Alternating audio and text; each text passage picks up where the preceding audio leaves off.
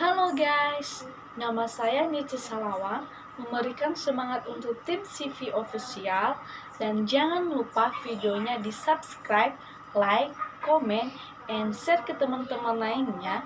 Dan satu lagi, jangan lupa bunyikan loncengnya ya, supaya tidak ketinggalan video baru lainnya. Terima kasih. Assalamualaikum warahmatullahi wabarakatuh. Salam sejahtera untuk kita semua. Salam Om Swastiastu, Nano Buddhaya, salam kebajikan. Yoho Horas. Pada kesempatan hari ini, kami dari tim CF Official ingin menyanggah video yang sedang beredar, bahkan viral hampir di seluruh Nusantara ini. Video yang menghina, melecehkan suku kami, Nias. Kita kedatangan dari tim putra putri yang berasal langsung dari Nias, sekaligus menyanggah apa yang sudah disampaikan oleh saudara Konrad Sinaga. Di dalam statement pernyataan di dalam video tersebut, dia mengatakan bahwa ada suku adatnya mempunyai tari yang dinamain tari perang.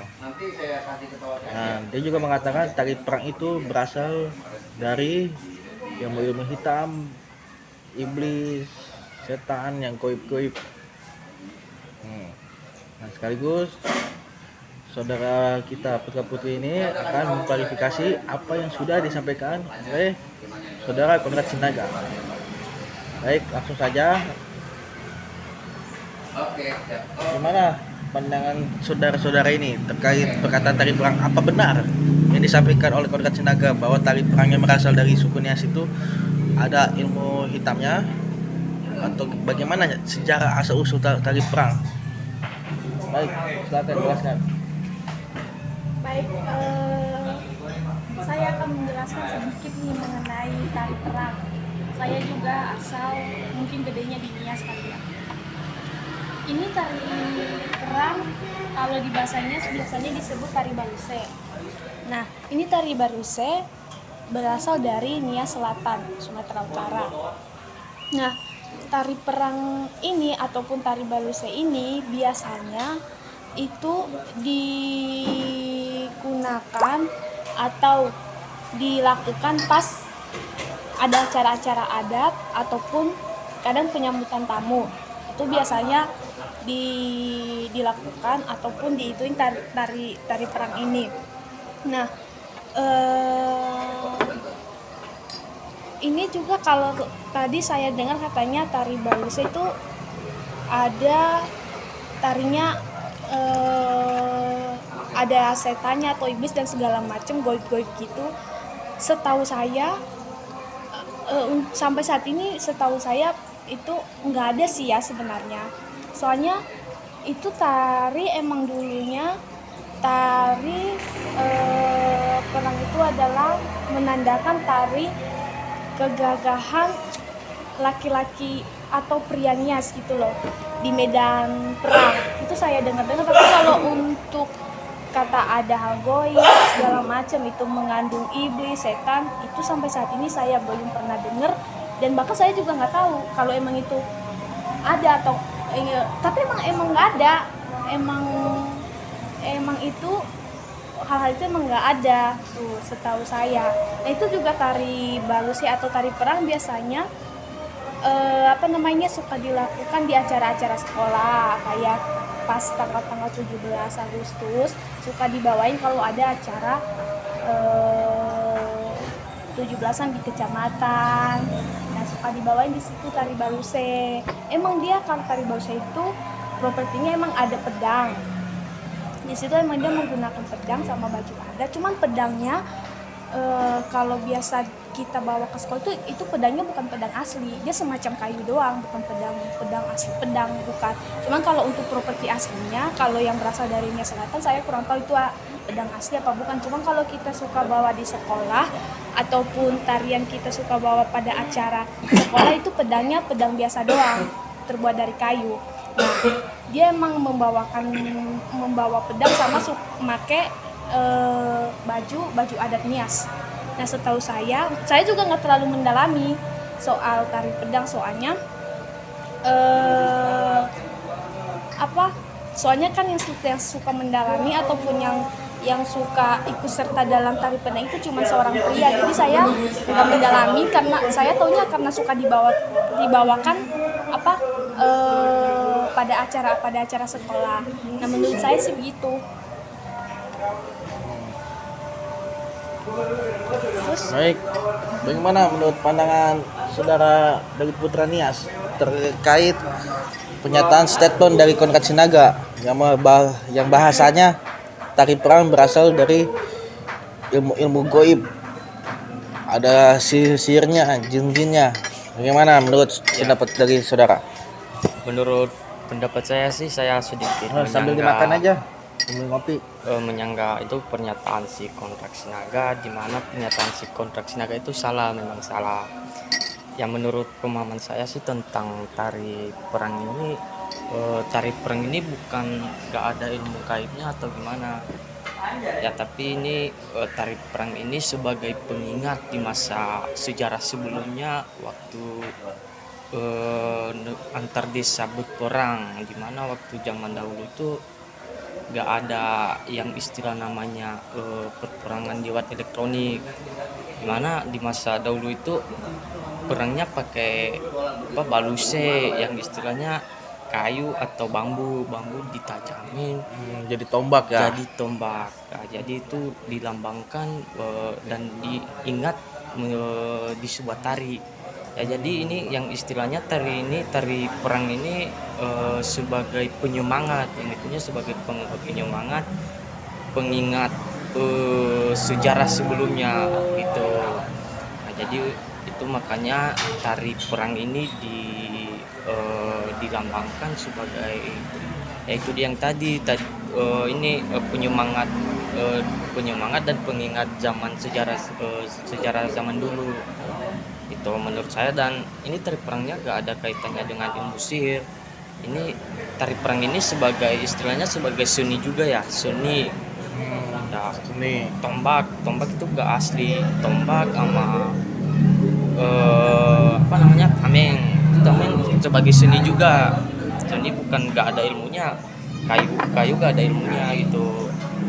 Jadi menurut saya bukan perperangan juga, itu seni bukan perang. Itu kan di video Konrad Sinaga ini menyebutkan bahwa tari ini tari perang gitu kan, tari perperangan, pembunuhan, saling membunuh. Itu bukan maksudnya, tari ini bukan kayak gitu, bukan peperangan, tapi ini mengingat diistilahin dalam seni ya. Jadi itu bisa menjadi penyemangat orang Nias di mana zaman dahulu itu mereka berjuang hanya memakai tombak bambu, menahan tameng, itu aja.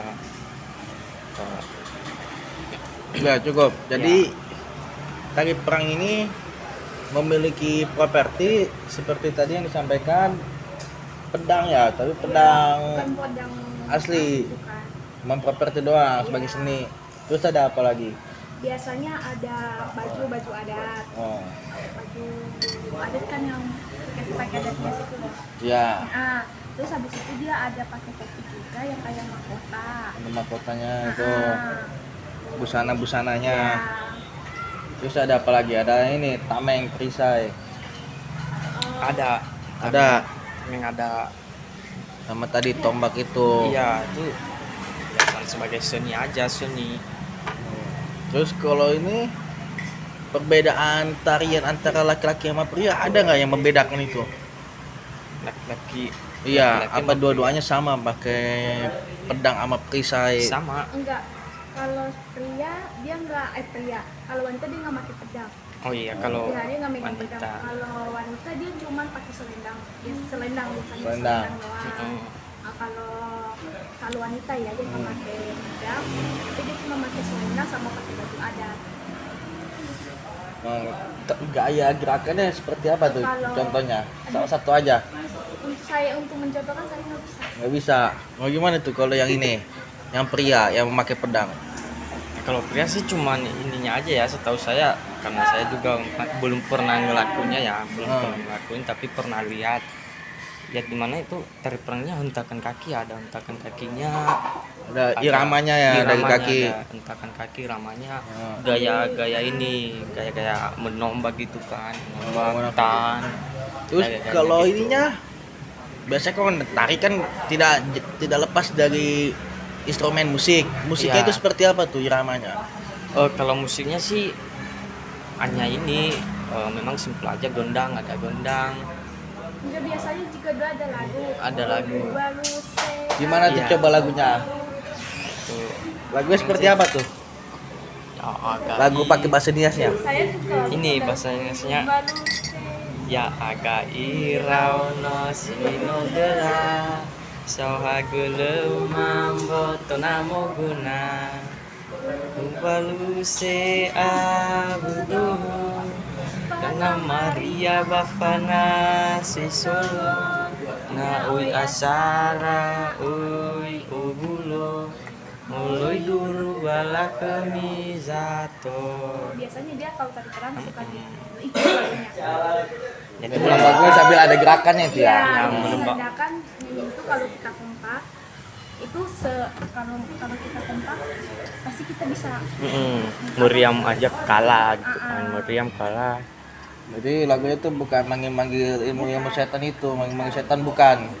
Cuma sekedar musik aja diiringi sama gerakan irama-irama. Terus kalau itu tadi kurang lebih artinya seperti apa lagu-lagu itu? Kalau lagu Bahasa sih, Indonesianya. aku agak yang artinya sih Sedikit aja. biasa, gimana ya, agak bisa Kami bawa anak muda sekarang, kami anak muda jika kami bersatu, pasti sekuat apapun musuh kami, jika kami anak mudanya Cuma bersatu, merokok.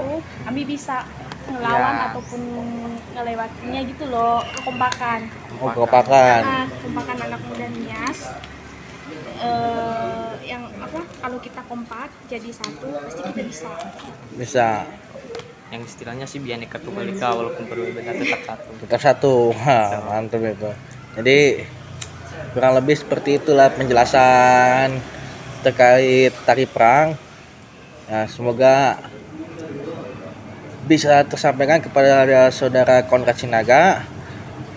Ini asli dari Nias mereka, bukan dari luar Nias, yang menyatakan statement-statement seperti itu dan tanpa dilandasi suatu pembuktian yang jelas. Jadi itu seperti kayak omong kosong doang. Nah, terus juga saya mau membahas nih terkait statement Konrad Sinaga juga nih, karena dia juga sempat menghina dan melontarkan kata-kata bahwa budaya Nias atau peraturan Nias, anak harus menghormati orang tuanya dengan cara ketika putra Nias menikah dengan putri di luar Nias, bahwa istri dari putra Nias harus tidur dulu oleh saudaranya, orang tuanya si putra Nias atau mertuanya dari si istri dari putra Nias. Nah, katanya perawannya itu dipersembahkan kepada orang tuanya dulu. Nah, bagaimana menurut pandangan saudara-saudara dia, ada putra putri nih? Bagaimana? Apa kalian waktu dikandung itu seperti itu orang tua kalian, atau gimana? Atau sejarah dari sesepuh, kakek buyut, atau orang-orang bagian sekitar itu emang ada yang menyatakan itu benar peraturan adat seperti itu? Ya, saya sendiri sih ini istilahnya anak muda dari Nias juga ya kan. Dari Nias juga, kadang juga orang tua bercerita tentang adat Nias. Tapi dalam hal pernyataan si Konrad Sinaga ini, itu memang benar-benar salah, sangat salah. Ya dimana itu gak benar. Soalnya di adat Nias gak ada yang namanya menghormati orang tua itu perawan dari istrinya dikasih sama orang tuanya, gak ada. Ya paling kalau untuk pernikahan di adat Nias memang kalau ada yang baru nikah itu gak langsung, yang istilahnya gak langsung tidur sama suaminya langsung. Hari itu nikah gak langsung tidur. Nggak langsung tidur, nggak Ya, tapi langsung itu- menikmati malam pertama gitu ya. Ya tapi itu bukan dipersembahkan ke orang tuanya. Kadang itu dipisah dulu, kadang dibedain kamar, malah kamarnya diawasi oleh ibu, bukan orang ayah, bukan ayah. Oh, ibu dari si Ibu dari putra dia. Si putra Nias. Ah. Itu untuk menjaga aja istilahnya. Ya jadi setelah nikah dibawa di gereja, disain di gereja, baru bisa suami istri bisa bareng tidur itu. Tapi gak dipersembahkan juga ke orang tuanya. Ya Jadi kalau malah- untuk menghormati orang tua itu bukan cara mempersembahkan gitu kalau di Nias. Mm-mm. Bukan menghormati yang istilahnya, kalau menghormati di adat Nias itu, kalau menghormati orang tuanya bukan seperti itu, tapi dengan cara kesopanan gitu kan, kesopanan. Berbakti sebagai anak Iya, kepada orang tua. berbakti sebagai anak, yang istilahnya nggak ada istilahnya.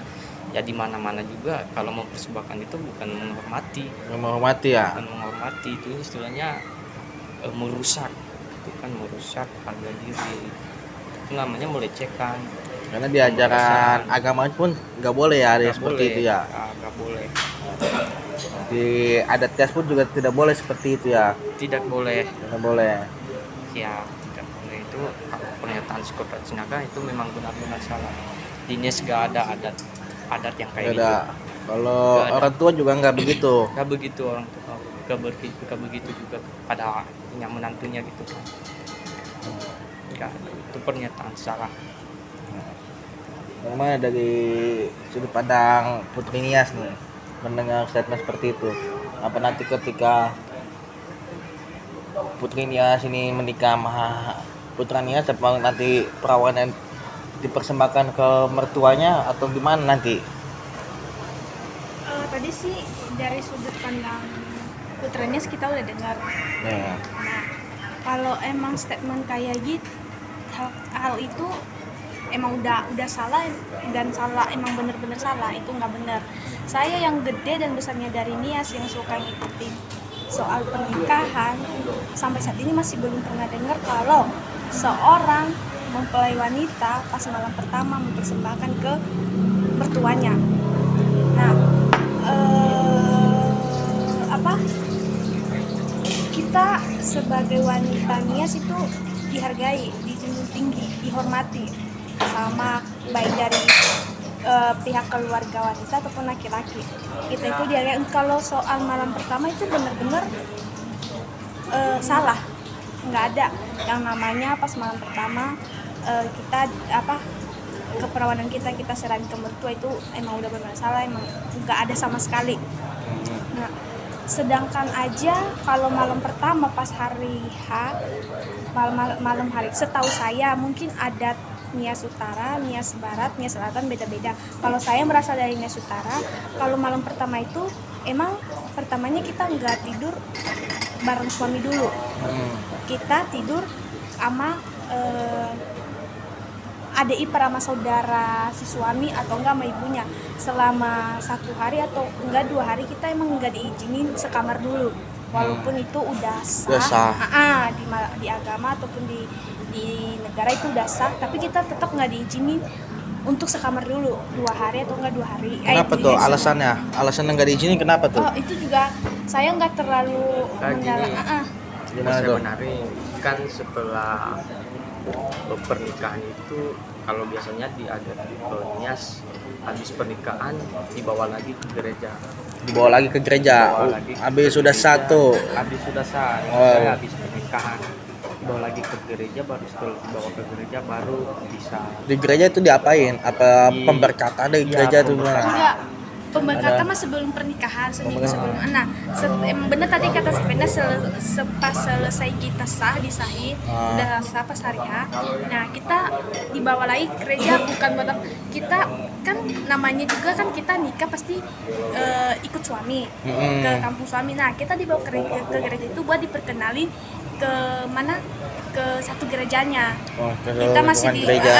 kita masih dinandanin, masih pakai baju adat, masih pakai baju adat Nias, masih dinandanin. Nah, itu kita dibawa ke gereja buat diperkenalin. Jadi kita diperkenalkan di gereja. Nah itu kita satu gereja itu apa sih namanya kalau di situ bola nafas apa sih sekampus Siri ya? Ya, kampus Siri itu Nah jadi kita itu bawa dari rumah. Nah kita bagi-bagi ke orang gereja mereka. ke umat. Saya sebagai mempelai wanita jadi saya harus bagi-bagi buat perkenalan. Nah Itu kayak syukuran juga atau gimana tuh? bukan termasuk syukuran Oh, bukan sih. termasuk syukuran, beda lagi. Bukan termasuk syukuran. Itu memang udah adat. Udah adat. Udah tuh. Jadi makanya kita pas saat itu nggak diizinin dulu sekamar sama suami.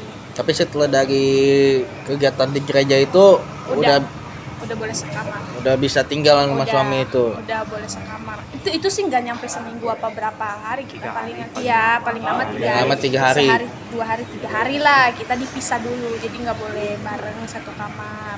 Tapi kalau kita nggak ke gereja itu bagaimana itu? Berarti tetap nggak bisa sama si suami dulu sampai Agus ini. Itu udah untuk sejauh itu juga saya masih belum pernah mengalami, tapi emang udah harus pas minggu itu kita udah nih contohnya nih seminggu nih contohnya kita hanya hari Sabtu nih. Ya, Pernikahan hari Minggu itu kita udah harus ke gereja suami. harus.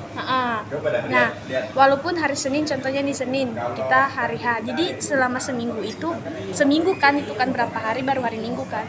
Kita emang udah harus nggak ada kata nggak bisa capek segala macam enggak, itu emang udah harus ke gereja suami untuk diperkenalin ke gereja, ke umat. Nah gitu. Dapat restu dari gereja. Berarti kesimpulannya apa yang disampaikan oleh saudara Konrad Sinaga di videonya itu tidak benar itu. Tidak benar. Tidak benar. Itu karena perbuatannya sangat memalukan sekali, perbuatannya sangat keji, perbuatan yang sangat melecehkan sekali, khususnya buat perempuan, bahkan anak juga, anak perempuan, buat perempuan, bukan cuma di suku Nias doang itu, bahkan yang di luar Nias.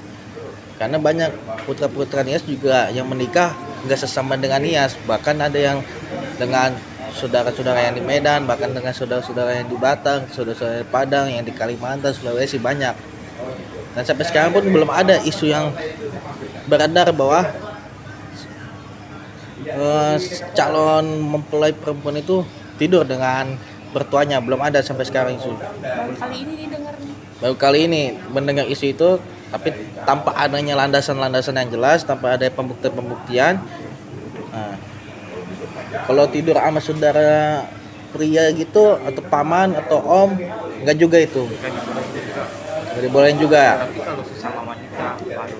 Oh, saudaranya sesama wanita, saudara dari si putra itu yang wanita baru boleh. Dan juga dekat ke papa tetangga bisa, yang penting perempuan bisa. Bukan laki-laki. Jadi mungkin tadi kesimpulannya seperti itu, bahwa apa yang disampaikan saudara Konrad Sinaga itu tidak masuk akal. Bahwa pada dasarnya suku Nias itu suku yang sudah diakui di dalam negara Kesatuan Republik Indonesia, sudah disahkan sebagai suatu suku, suatu bangsa. Bahkan peraturan adatnya pun diterima. Nah, jika ada yang mengatakan adat-adat seperti itu, sebenarnya itu udah keterlaluan sih, menurut saya mah sangat keterlaluan. Apalagi emang benar-benar tidak ada pembuktian yang jelas, itu sangat keterlaluan. Bahkan kita sendiri yang dari adat kita sendiri pun nggak berani untuk ngomong seperti itu. Tapi dari luar adat ini mengomentari adat yang lain. Nah, tanpa juga landasan yang jelas, itu emang sudah sangat keterlaluan sih. Jadi mungkin kurang lebih seperti itu aja. Dan untuk saudara Konrad Sinaga sebaiknya menarik kata-kata itu. Kalau emang tidak ingin menarik kata-kata, seenggaknya coba tunjukkan pembuktian itu.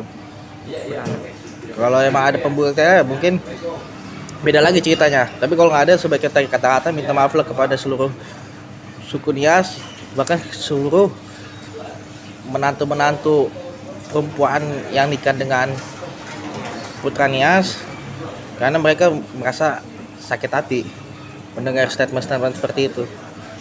Bukan cuma di Nias juga, bahkan saudara-saudara yang di luar Nias semua sakit hati. Itu. Nah, mungkin itu aja.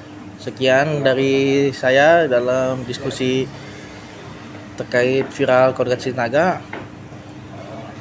Baik, selamat sore. Yahoo.